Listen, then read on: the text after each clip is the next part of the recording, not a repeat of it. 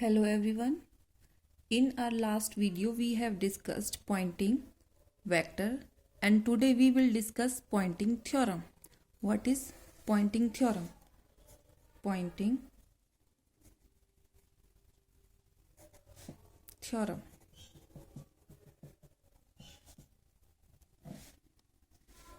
Okay. In Poynting theorem, what we have to consider? Consider a small elementary area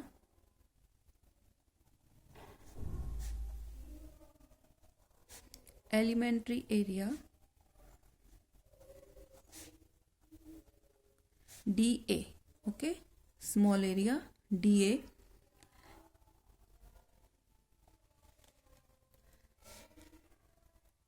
in which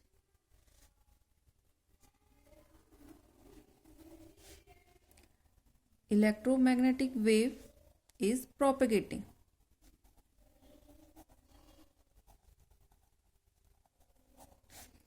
And let for this area S be the Poynting vector.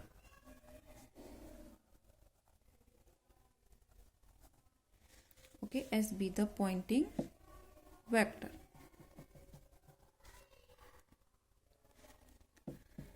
As we know what is Poynting vector, that is rate of flow of energy per unit area, or we can say power flux per unit area, as we have discussed in last video. Now what we are going to do? We are going to calculate power flux for this small area. Then power flux in area dA.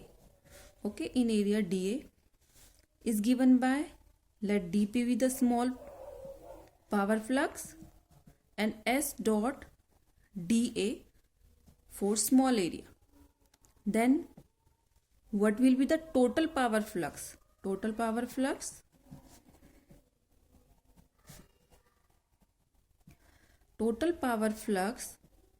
through the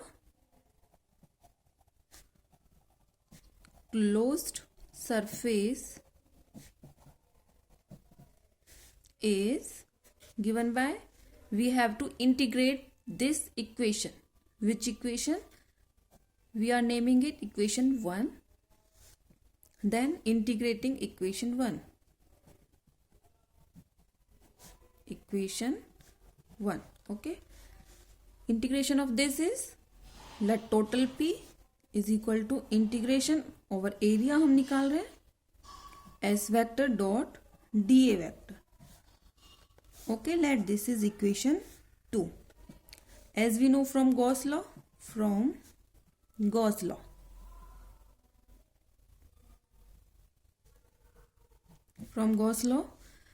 this area integration can be replaced by volume integration, because in Gauss law what is that area and volume are related. Okay, then P is written as integration over here area S dot dA. This can be written by Gauss law del dot S dV over volume. That this equation is third equation. Here del dot S is the amount of energy per second, or we can say it is power flux diverging out of the volume enclosed by the surface. Okay. Now from Maxwell's equation we know 4 equations are there according to Maxwell. Then from Maxwell's equation,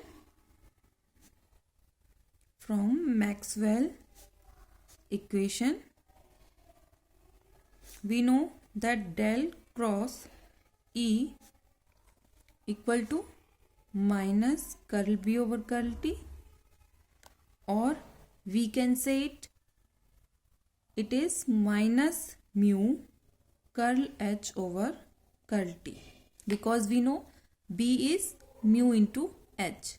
Okay, mu को हमने क्या constant term है बाहर लिख लिया, सिर्फ किसका होगा एच का derivative. This is equation 4। Maxwell की दूसरी इक्वेशन डेल क्रॉस एच, इसकी वैल्यू क्या होती है? This is J plus curl D over curl T. Okay, J vector as it is plus similarly D क्या होता है? D is the multiplication of epsilon into E. Epsilon क्या है? Constant term, उसको भी हमने बाहर लिख लिया। And curl E over curl T.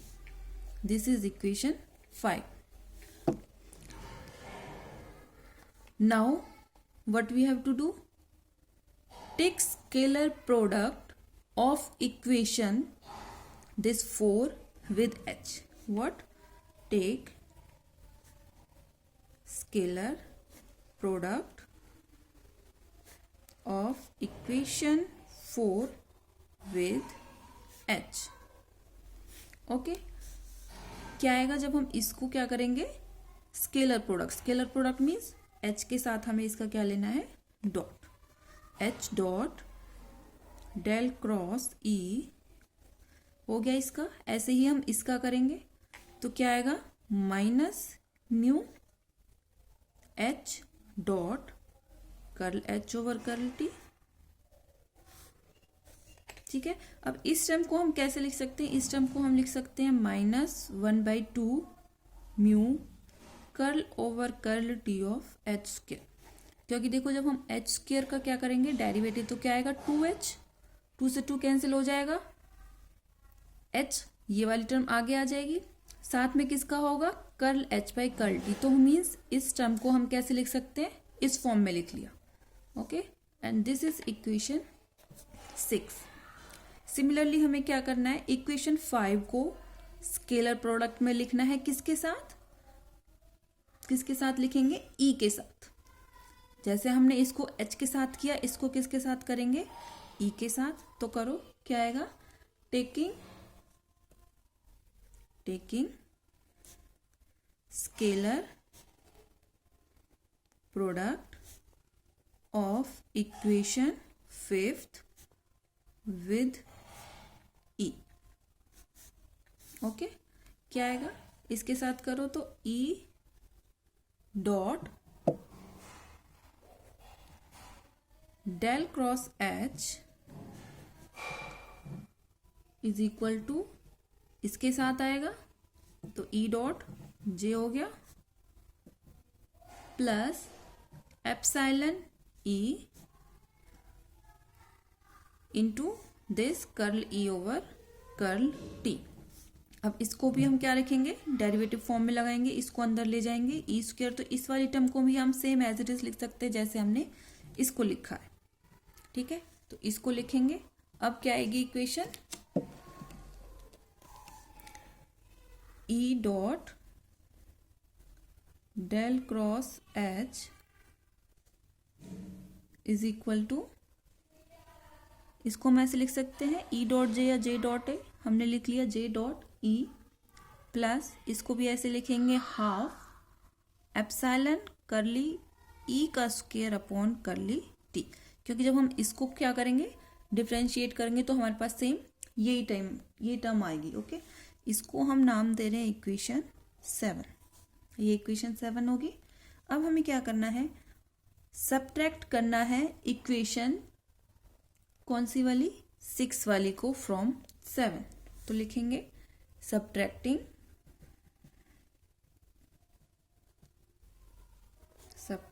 Equation 6 from 7। तो ये वाली टर्म इसको माइनस करेगी, E dot del cross H minus H, ये वाली टर्म माइनस करनी है तो डेल क्रॉस ई, ये लिख दिया। अब हम क्या करेंगे? राइट हैंड साइड वाली टर्म्स को माइनस करेंगे, इसमें से इसे माइनस करना है, equal to J dot E plus half epsilon curl E square over curl T. अब माइनस करेंगे तो यहाँ माइनस साइन है, माइनस माइनस क्या हो जाएगा? प्लस तो हम इसको लिख रहे हैं plus half mu curl H square over curl T. अब इसमें से हाफ कॉमन है तो हम हाफ को क्या लिख लेते हैं, बाहर लिख लेते हैं, साथ में कर्ल ओवर कर्ल टी, ये भी कॉमन है, दोनों में से हम इसको बाहर लिख लेते हैं। तो इसको कैसे लिख सकते हैं इक्वेशन को, जे डॉट ई प्लस हाफ भी बाहर हो गया, कर्ल बाय कर्ल टी भी बाहर हो गया, किसका है अब एप्सिलॉन जो कि हमारी कांस्टेंट टर्म है, E square plus mu H square. ठीक है, ये इक्वेशन ऐसे लिख सकते हैं हम। इसको हमने इस तरह से क्या आएगी, टर्म आएगी। इट मीन्स हम इस वाले पार्ट को कैसे लिख सकते हैं, इस फॉर्म में लिख सकते हैं। तो हम अब इसकी जगह क्या लिखेंगे, ये वाली form. It means minus del into E cross H. Okay, इस इक्वेशन को हम कैसे लिखेंगे, इस फॉर्म में।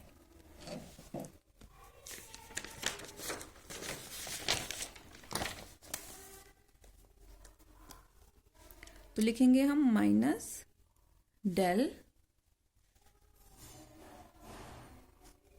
ई cross H.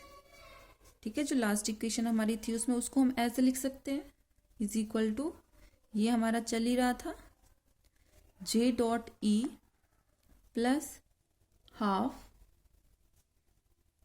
Curl over curl T, यहाँ पे क्या था हमारा epsilon E square plus mu H square.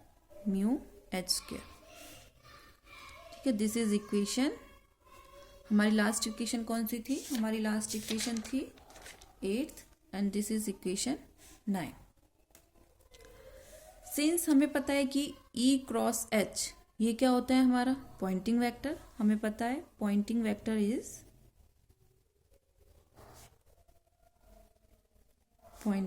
क्या होता है, S vector is equal to E cross H। ये होता है हमारा, हमने लास्ट वीडियो में ये लिखा था। ठीक है, कि पॉइंटिंग हमारा क्या होता है, E क्रॉस H। अब हम E क्रॉस H की जगह यहाँ पे क्या डालेंगे, S वेक्टर। तो हमारी इक्वेशन 9 क्या हो जाएगी, minus del dot S is equal to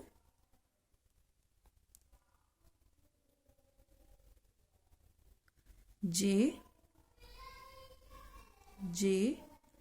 dot E plus half curl over curl T epsilon E square plus mu H square. Okay, अब इसमें क्या होगा, इस इक्वेशन को हम क्या करेंगे, अरेंज कर देंगे। कैसे करेंगे कि डेल डॉट एस को हम कहाँ रख लेते हैं, ये नेगेटिव का है, इसको इधर ले जाते हैं, और जे डॉट ई को क्या है, इधर की साइड ले लेते हैं। तो ये नेगेटिव में हो जाएगी, ये उधर जाके पॉजिटिव में हो जाएगी। तो डेल डॉट एस हमने पॉजिटिव किया तो इसके साथ आएगा plus half curl over curl T epsilon क्या था यहाँ पे, E square plus mu H square is equal to minus J dot E. क्योंकि माइनस का कर दिया हमने, इसको दूसरी साइड लेके गए हैं। और del dot S plus curl over curl T, half को अगर हम अंदर लेके जा रहे हैं तो हमारी क्या बनेगी, epsilon E square by 2 plus mu H square by 2। This is equal to minus J dot E. अब हमें क्या करना है, वॉल्यूम इंटीग्रेशन लेना है। वॉल्यूम इंटीग्रेशन ले रहे हैं हम, इस इक्वेशन पे लगाएंगे volume integration, taking volume integration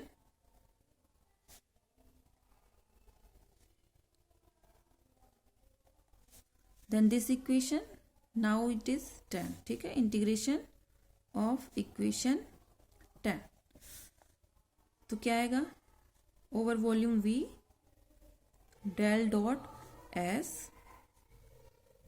dV plus curl over curl T हमने बाहर लिख लिया, integration over volume v epsilon E square by 2 plus mu H square by 2 dv is equal to, similarly इसका लेंगे हम over volume v minus sign j dot E, okay, j dot E dv, ये हो गया।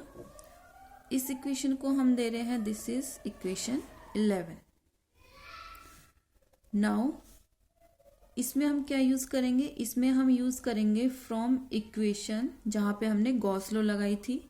फिर से volume को हम किस में चेंज कर रहे हैं, एरिया में या फिर सरफेस अगर बोले हम, तो इसको जब हम लिखेंगे तो क्या लिखेंगे, अकॉर्डिंग टू गॉस लॉ यहां पे हम यूज करेंगे यूजिंग इक्वेशन, हमारी इक्वेशन थी वो कौन सी, equation 2, equation 2, this is equation 3, not 2, equation 3 हम यहाँ पे यूज करेंगे। तो यहाँ पे चेंज हो जाएगी, हम इसको चेंज कर चुके थे, ठीक है। वॉल्यूम को हम एरिया वाले पार्ट में चेंज किया था, तो वहां से हम इसकी जगह पे क्या डालेंगे, एरिया वाला पार्ट, तो वो क्या था, एस डॉट डी ए, किस पे था वो, एरिया पे, plus curl over curl T, ये अभी भी वॉल्यूम पे ही है, epsilon E square by 2 plus mu H square by 2, इसका integration over D V is equal to minus J dot E V D V, okay, this is equation 12, हम इसको 12 बोल देते हैं।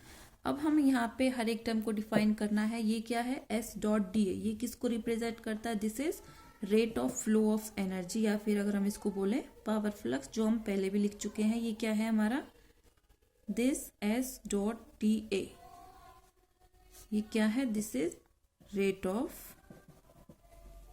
फ्लो ऑफ एनर्जी, और this is power flux. Second term,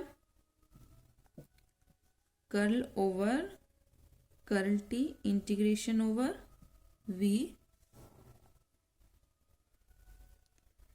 epsilon E square by 2 plus mu H square by 2 D V, ये this is total energy, this part related to electric part, this is related to magnetic part, so this is what is rate of change of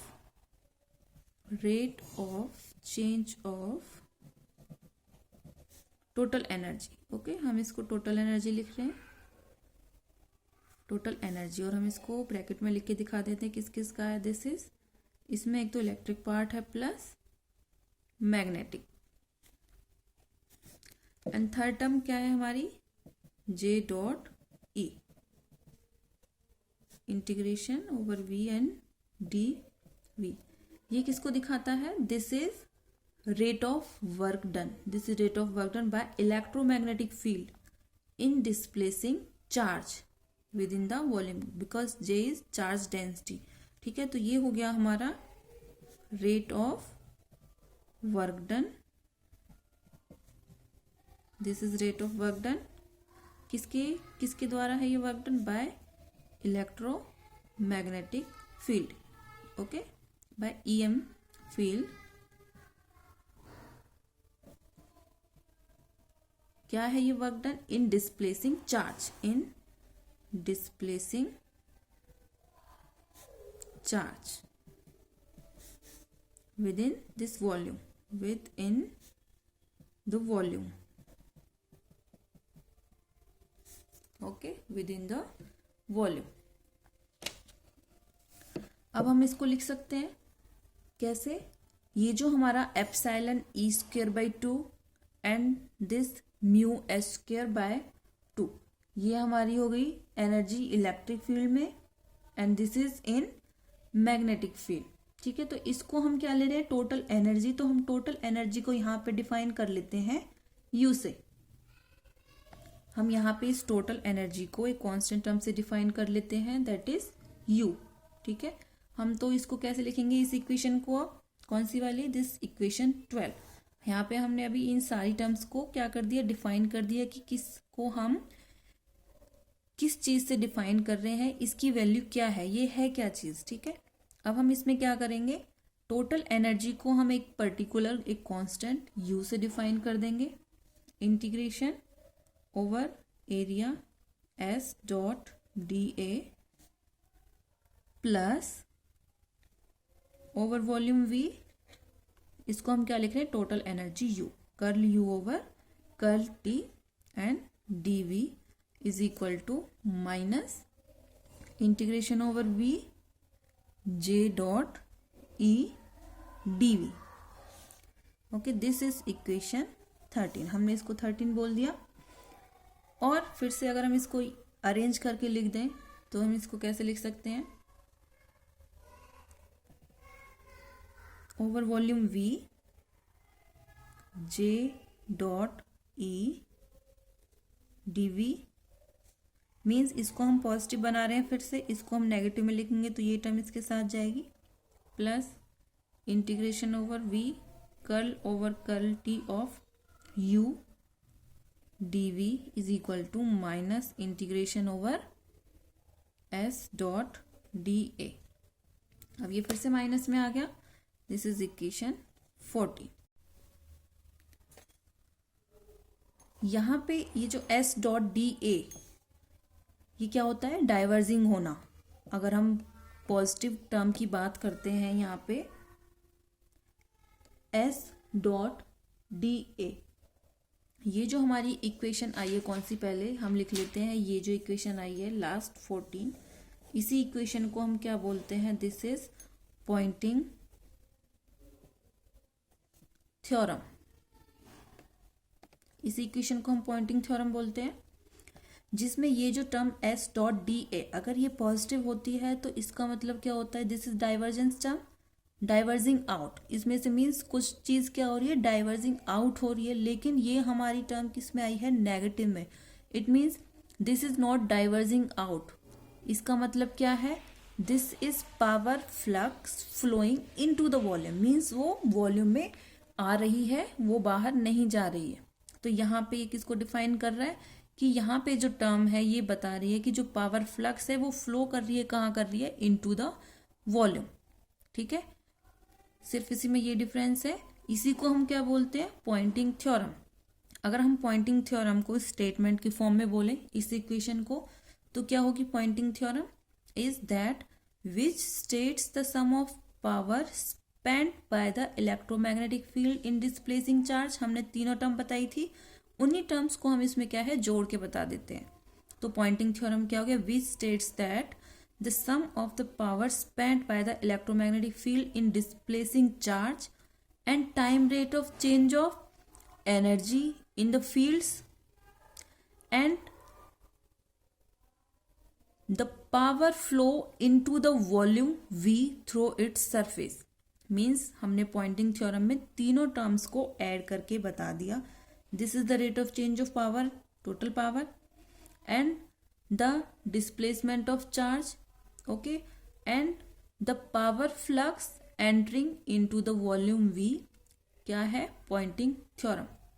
फिर से बता देती हूँ, Poynting theorem क्या state करती है, which states that the sum of the power spent by the electromagnetic field in displacing charge and time of rate of change of energy in the fields equals to the power flow into the volume V through its surface is known as pointing theorem.